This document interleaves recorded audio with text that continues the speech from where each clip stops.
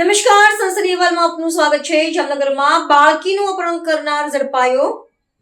બુધવારે ધ્રોલમાંથી 5 વર્ષની બાળકીનું થયું હતું અપહરણ. બાઇકમાં બાળકીને ઉઠાવી જનાર સીસીટીવી ફૂટેજ પણ સામે આવ્યા હતા. ખેતમજૂરની બાળકીને ઉઠાવી જનારને ધ્રોલના ત્રિકોણ પાસેથી પોલીસે ઝડપી પાડ્યો.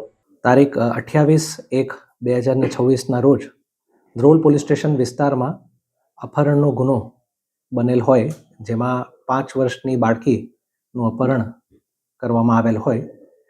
ગુનો દાખલ થયા પછી તાત્કાલિક ધોરણે એલસીબી, એસઓજી, ધ્રોલ પોલીસ સ્ટેશનના PI, Kalavad town PI, Kalavad ગ્રામ્ય પીઆઈની અલગ અલગ ટીમો બનાવીને જે આરોપી છે તેમને શોધવાના પ્રયાસો હાથ ધરવામાં આવ્યા હતા. જામનગર જિલ્લામાં નાકાબંધી કરવામાં આવી હતી. તે ઉપરાંત સીસીટીવીની ફૂટેજ ચેક કરવામાં આવી હતી. સીમ વિસ્તારમાં કોમ્બિંગ કરવામાં આવ્યું હતું તથા આસપાસના જે પણ ફરિયાદીની આસપાસના ઘર છે ત્યાં પૂછપરછ કરી નિવેદનો લેવામાં આવ્યા હતા. આમ આખો દિવસ વોચ તપાસમાં રહેતા ગઈકાલે ધ્રોલ ત્રિકોણબાગ ખાતે જ્યાં વાહન ચેકિંગની કામગીરી પણ હાથ ધરવામાં આવી રહેલ હોય, ત્યાં જે આરોપી છે અને ભોગ બનનાર છે તેમને હ્યુમન અને ટેકનિકલ ઇનપુટ્સના આધારે શોધી કાઢી તે જગ્યાએથી આરોપીને અટક કરવામાં આવ્યા હતા. આરોપીનું નામ છે કાજુ હટુભાઈ બુદેડિયા અને જે ભોગ બનનાર છે તેમને તાત્કાલિક ત્યાંથી નિવેદન નોંધી મેડિકલ તપાસણી અર્થે લઈ જવામાં આવેલ હતા.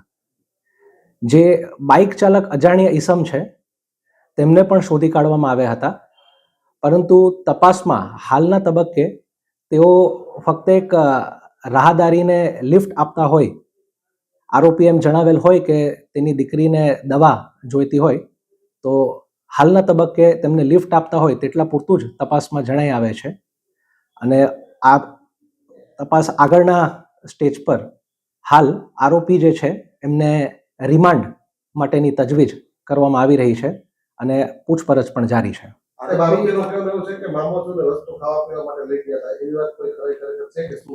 હાલ તપાસના સ્ટેજ પર છે, એટલે રિમાન્ડની તજવીજ કરશું ને તેમાં જે પણ જગ્યાએ લઈ ગયા હોય ત્યાં તેમને ફેરવીને પંચનામું કરીને હાલ વધુ વિગત આપી શકશું. હાલ તપાસમાં એવું કશું જણાવતું નથી. આરોપી અને ફરિયાદી વચ્ચે શું સંબંધ? આરોપી હાલના તબક્કે તપાસમાં એવું જણાઈ આવે છે કે આરોપી અને જે ફરિયાદી છે એ એક જ ગામના છે, મૂળ એમપીના અલીરાજપુરથી છે.